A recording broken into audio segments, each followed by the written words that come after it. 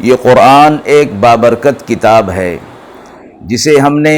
آپ صلی اللہ علیہ وسلم پر نازل کیا تاکہ لوگ اس پہ غور اور فکر کریں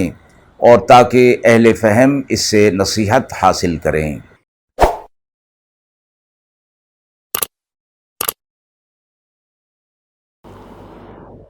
بسم اللہ الرحمن الرحیم۔ السلام علیکم ورحمۃ اللہ وبرکاتہ۔ ناظرین کرام، درس قرآن مجید کے آج کے اس پروگرام میں ہم سورۃ المائدہ کی آیت نمبر 133 سے 136 تک کا ترجمہ اور تفسیر آپ حضرات کی خدمت میں پیش کر رہے ہیں، اور آخر میں پوچھے گئے سوال کا جواب ہوگا۔ اعوذ باللہ من الشیطان الرجیم، بسم اللہ الرحمن الرحیم۔ وَرَبُّكَ الْغَنِيُّ ذُو الرَّحْمَةِ إِن يَشَأْ يُذْهِبْكُمْ وَيَسْتَخْلِفْ مِن بَعْدِكُم مَّا يَشَاءُ كما أنشأكم من ذرية قوم آخرين إنما توعدون لآت وما أنتم بمعجزين قل يا قوم اعملوا على مكانتكم إني عامل فسوف تعلمون من تكون له عاقبة الدار إنه لا يفلح الظالمون وجعلوا لله مما ذرأ من الحرث والأنعام نصيبا فقالوا هذا لله بزعمهم وهذا لشركائنا فما كان لشركائهم فلا يصل إلى الله وما كان لله فهو يصل إلى شركائهم ساء ما يحكمون۔ آیت مبارکہ کا ترجمہ ملاحظہ فرمائیں۔ اور آپ کا رب بے پرواہ ہے، رحمت والا ہے، اگر چاہے تو تمہیں لے جائے اور تمہارے پیچھے قائم کر دے جسے چاہے، جیسا کہ تمہیں اوروں کی اولاد سے پیدا کیا۔ جس چیز کا تم سے وعدہ کیا جاتا ہے وہ ضرور آنے والی ہے اور تم عاجز نہیں کر سکتے۔ تو آپ کہہ دیجئے، اے لوگو، تم عمل کرتے رہو اپنی جگہ پر، میں بھی عمل کرتا رہوں گا، سو ان قریب جان لوگے تم کہ کسے ملتا ہے عاقبت کا گھر، اور بے شک ظالم فلاح نہیں پانے والے۔ اور ٹھہراتے ہیں اللہ کا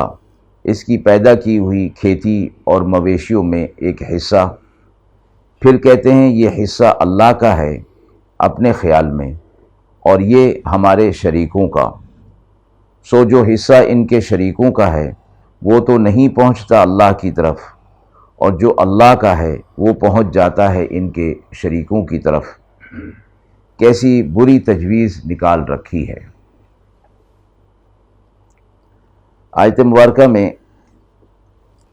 پہلی آیت میں یہ فرمایا گیا کہ اللہ کی طرف سے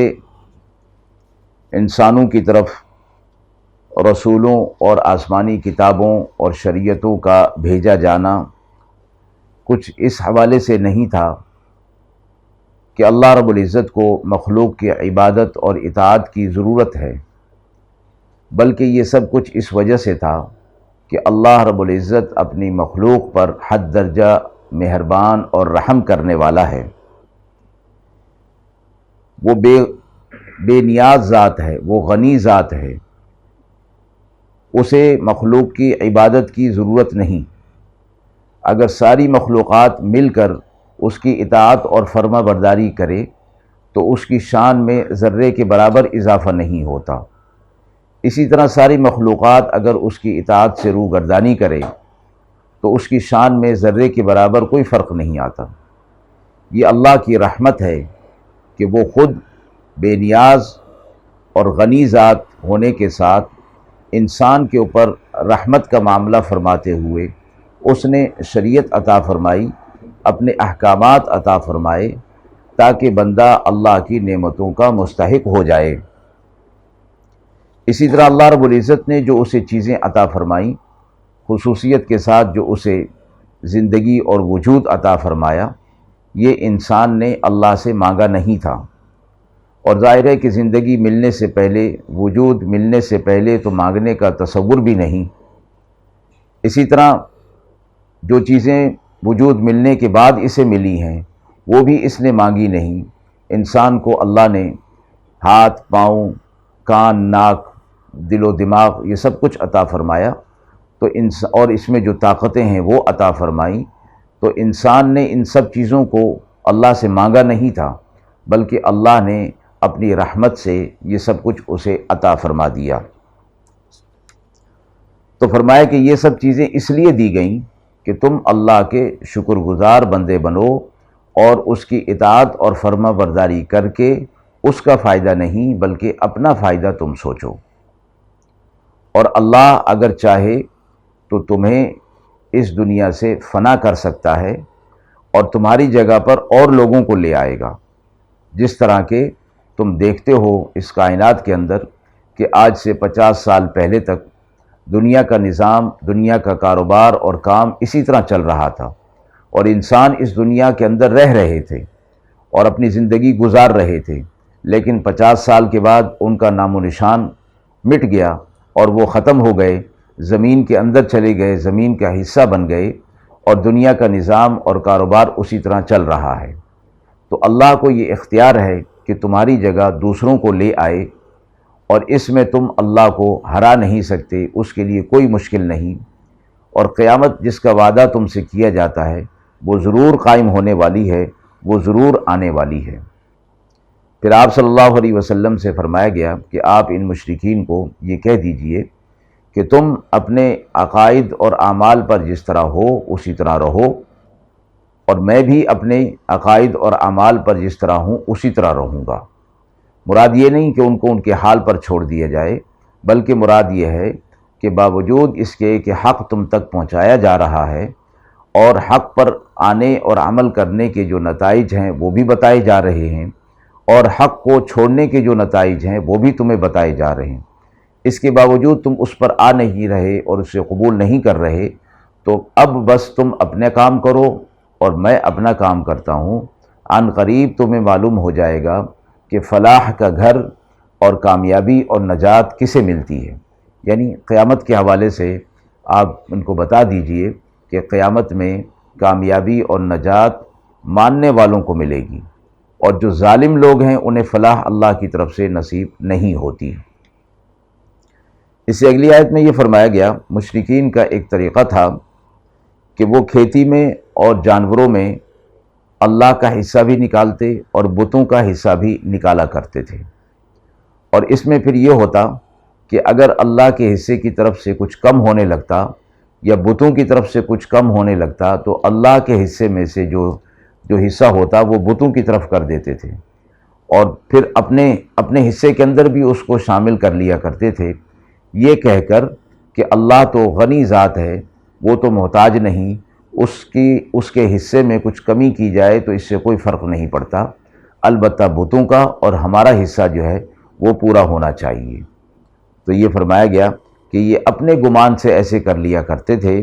اور یہ کیسی بری تجویز انہوں نے نکال رکھی تھی۔ یعنی جو چیزیں اللہ نے پیدا کی ہیں، ایک تو بتوں کو اس کے اندر شریک ٹھہراتے تھے،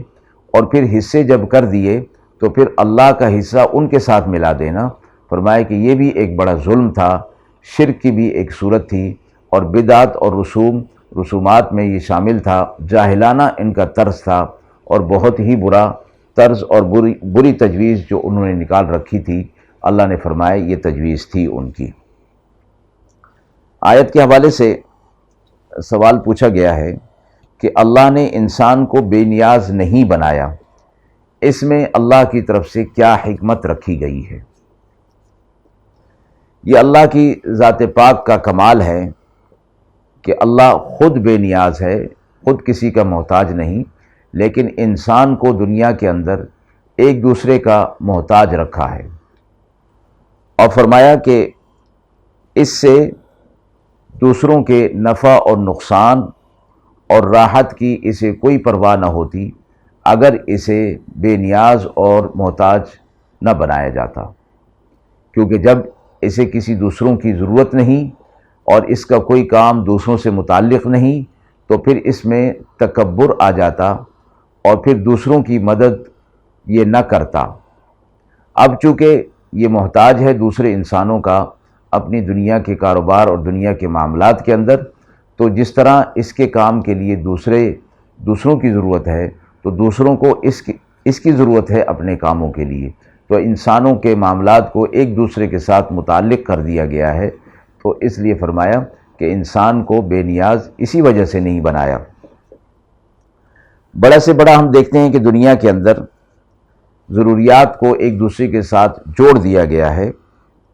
بڑا سے بڑا بادشاہ ہے، حاکم ہے، وہ اپنے نوکروں چاکروں کا محتاج ہے۔ بڑا مالدار ہے اور مل کا مالک ہے، لیکن وہ اپنے مزدوروں کا محتاج ہے، اس کے بغیر اس کی مل جو ہے وہ چل نہیں سکتی۔ اسی طرح ایک مزدور اپنی روزگار کے لیے نکلتا ہے تو وہ بھی دوسروں کا محتاج ہوتا ہے، اور اسی طرح جو مالدار ہے وہ بھی ان مزدوروں کا محتاج ہوتا ہے۔ تو اللہ رب العزت نے انسانوں کی ضروریات کو ایک دوسرے کے ساتھ ملا کر جوڑ کر ان کو محتاج بنا کر ایک دوسرے کی ضروریات پورا کرنے اور ایک دوسرے کے دکھ درد میں کام آنے کی ترغیب دی ہے، اور یہ فرمایا ہے کہ بے نیاز اور